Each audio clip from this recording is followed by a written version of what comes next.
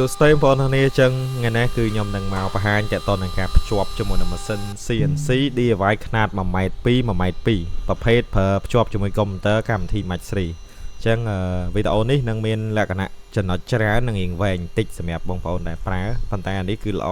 សម្រាប់បងប្អូនដែលទិញម៉ាស៊ីននេះទៅគឺអាចមើលសារឡើងវិញពីការភ្ជាប់នឹងឡើងវិញបានពាក់ព័ន្ធនឹងទៅការភ្ជាប់ការសេរី config ផ្សេងៗហ្នឹងគឺយើងនឹងបង្ហាញនៅក្នុងវីដេអូនេះតែម្ដងចឹងកុំឲ្យខាត់ពេលយូរយើងចូលវីដេអូតែម្ដងបាទអញ្ចឹងទី1នៅក្នុងកម្មវិធី Max3 ពេលបងប្អូនដោតចូលជាមួយនឹង USB ពីម៉ាស៊ីនមកកុំព្យូទ័រហើយយើងចុច reset ហើយចំពោះកន្លែង X Y Z នេះគឺយើងត្រូវចុច 0 ចឹង 0 នេះគឺជាទីតាំងដែលវាចាប់ផ្ដើមទៅតែម្ដងអញ្ចឹងបន្ទាប់ហើយបងប្អូនអាចចុច load G code ដែលយើងបានធ្វើចេញពីកម្មវិធីដែលយើងសេរីមកចឹងជាទូទៅខ្ញុំប្រើជាមួយនឹង Aspire ចឹងបើបងប្អូនប្រើជា G code ពីកម្មវិធីផ្សេងក៏អាចប្រើបានដែរជាមួយនឹង Max3 មិនតែប៉ុណ្្នឹងទេបន្ទាប់ពីយើងបាន file គឺវា load បែបនេះបងប្អូនចុច tab មកអញ្ចឹង tab គឺជាកន្លែងចេញប៊ូតុងសម្រាប់យើងបញ្ជាឆ្វេងស្ដាំបានហើយចំពោះម៉ាស៊ីនក៏យើងមាន MPG ឥឡូវយើងមកមើលទៅកាន់ម៉ាស៊ីនសិនអញ្ចឹងខ្ញុំធ្វើការបិទនិងបើកភ្លើងឡើងវិញតើតើនៅម៉ាស៊ីនរបស់យើងគឺមាន MPG អញ្ចឹងកន្លែងនេះគឺជាកន្លែងបើកភ្លើងធំប្រើ disjunction កុងតាក់បិទបើកចា៎ខ្ញុំបិទសិនហើយយើងបើកឡើងវិញអញ្ចឹងទៅវាគាត់ថាជាចំណុចដែលចង់បង្ហាញបងប្អូនថា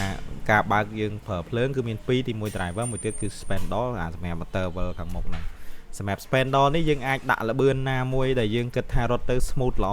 ដែលសំខាន់ជាងគេយើងសេរីទៅកាន់ទីតាំងដែលយើងចង់ start កាត់គឺថាទីតាំង0ឬក៏ហៅថា home position របស់វាហ្នឹងអញ្ចឹងខ្ញុំអាចកាច់ទី1គឺយើងធ្វើការកាច់ទៅY ដើម្បីសេរីទីតាំងដែលខ្ញុំចង់ធ្វើការកាត់ជាមួយនឹង aluminum អញ្ចឹងនៅវីដេអូនេះគឺយើងធ្វើតេស្តជាមួយនឹង aluminum នៅក្នុងការកាត់អញ្ចឹងប្រភេទម៉ាស៊ីនរបស់យើងគឺអាចប្រើប្រាស់ជាមួយនឹងការកាត់ aluminum ឬក៏ឆ្លាក់ក៏បានដែរអញ្ចឹងគឺពិសេសមែនតើហើយម៉ាស៊ីននេះតម្លៃអត់ដល់ 2000 ទេអញ្ចឹងតែបងប្អូនចង់ដឹងតម្លៃអាចឆាតចូលនៅក្នុង Telegram បានទីមួយគឺយើងសេរីមកសេរីកាច់វាមាន X Y Z ចឹងទៅនៅក្នុង MPG យើងធ្វើការសេរីទៅរកទីតាំងដែលយើងចង់ឆ្លាប់តាមកាត់ហើយចំពោះទីតាំង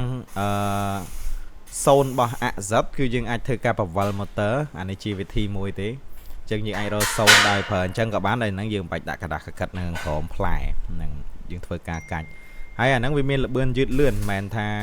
មានតែយឺតឬក៏មានតែលឿនទេគឺអាចកាច់ដល់ទៅ3ម៉ូតយឺតលឿនដើម្បីយើងសេរីទៅកាន់ទីតាំងដែលគៀកដើម្បីរក0នឹងមកបាក់ផ្លែចឹងឥឡូវយើងធ្វើការសេរីគឺបង្វិលបានមួយអែមជាមួយនឹង MPG ប្រភេទនេះគឺប្រើស្រួលដល់ពេលដែលយើងមានលក្ខណៈបង្វិលនៃចិត្តទេយើងអាចមើលដោយមិនបាច់ចុចកុំព្យូទ័រទេព្រោះនៅក្នុងកុំព្យូទ័រវាមានពាក្យ tab ដើម្បីយើងសេរី MPG ដែរគាត់ថាដល់ពេលយើងមាន MPG ខាងក្រៅចេះវានឹងធ្វើឲ្យយើងមានអារម្មណ៍ថាងាយស្រួលខ្លាំងអញ្ចឹងនេះយើងចុចបើកល្បឿនមកចុច run អញ្ចឹង motor ចាប់ផ្ដើមវិលហើយយើងចាប់ផ្ដើមសេរីអក្សរនឹងចុះអញ្ចឹងឥឡូវយើងចាប់ផ្ដើមបង្វិលអក្សរចុះដោយដាក់ល្បឿនឲ្យសមរម្យល្មមហើយបង្វិលវាចុះដល់ពេលចុះយើងគិតថាតើនឹង0ហើយវាស្មើបាក់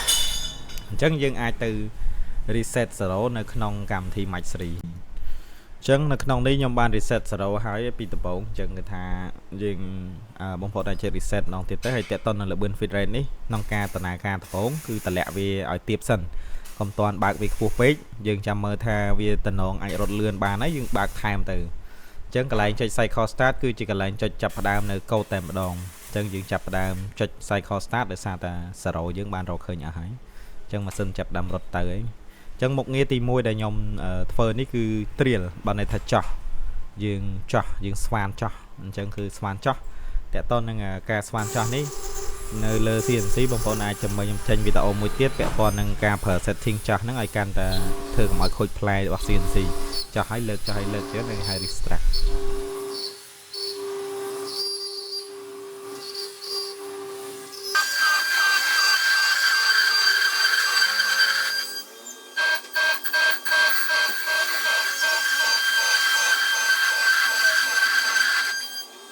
ចឹងនេះគឺមុខងារ trial ឬក៏ចោះយើងអាចចោះបានដោយស្តៀងនឹងចោះផ្លែស្វានអញ្ចឹងហើយចោះដោយម៉ាស៊ីន automatic CNC nice ចឹងនៅក្នុងការដំណើរការនៃ CNC ជាមួយនឹង Max3 ដោយសារយើងប្រើ USB អញ្ចឹងកុំព្យូទ័ររបស់យើងគឺត្រូវតែ stand by គឺត្រូវតែបើកចោលហាមឲ្យវា slip ចឹងតាក់ទងនឹងកុំព្យូទ័រហាមបើក setting sleep យើងដាក់ពាក្យថា never មកហើយចូលមុខងារទី2គឺមុខងារ package ឬក៏មុខងារ log ឬក៏មុខងារ PC ចោះអញ្ចឹងគឺយើងប្រើមុខងារនេះដើម្បីឈូសឲ្យស្មើនៅ aluminium ដែលយើងចង់ PC ឲ្យស្មើគ្នាតែអាស្រ័យទៅលើបាតនៃបាតម៉ាស៊ីនខាងក្រោមបងប្អូនថាយើងឈូសឲ្យស្មើនៅអញ្ចឹង package គឺជាកន្លែងដែលយើងអាចឈូស log ឲ្យស្មើអញ្ចឹងទៅនៅក្នុង Aspire គឺប្រើគេហៅពាក្យថា package បន្ទាប់ពីយើងធ្វើការឈូសហើយគឺខ្ញុំនឹងធ្វើការកាត់ផ្ដាច់ចេញតែម្ដងអញ្ចឹងអានេះលទ្ធផលរបស់វាគឺជាគ្រឿងរបស់ CNC អញ្ចឹងបានន័យថាឥឡូវហ្នឹងគឺម៉ាស៊ីន CNC បង្កើតម៉ាស៊ីន CNC តែអ្នកដែលបង្កើតអារឿងហ្នឹងគឺមនុស្សទេអញ្ចឹងមនុស្សយើងគឺជាអ្នកបង្កើតម៉ាស៊ីនម៉ាស៊ីនជាអ្នកបង្កើតម៉ាស៊ីនដល់ពេលចុងក្រោយទៅពីណាគេកើតមុនគឺថាមនុស្សកើតមុន